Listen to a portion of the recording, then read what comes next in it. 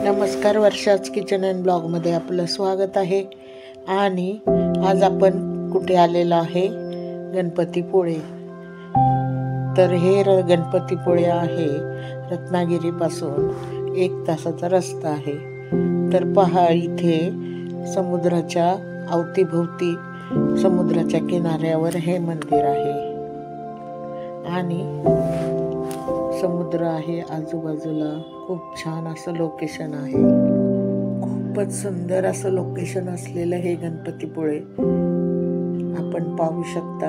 आणि कसं जायचं ते पण मी तुम्हाला सांगते.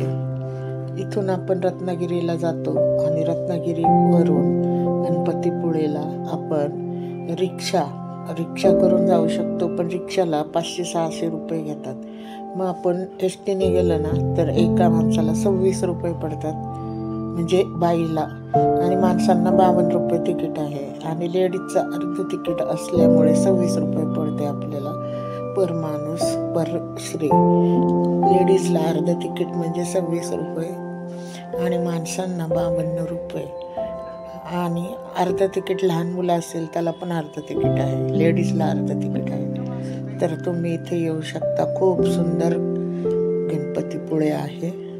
तिथे जेवणाची सोय असते, खिचडी वगैरे आणि छानपैकी शिरा, इथे भरपूर जेवण तुम्ही कितीही घ्या.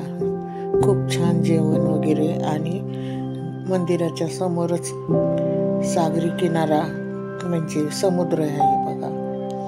खूप सुंदर आहे.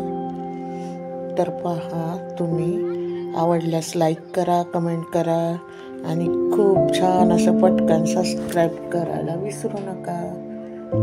तर पहा हे मंदिर कसं आहे ते.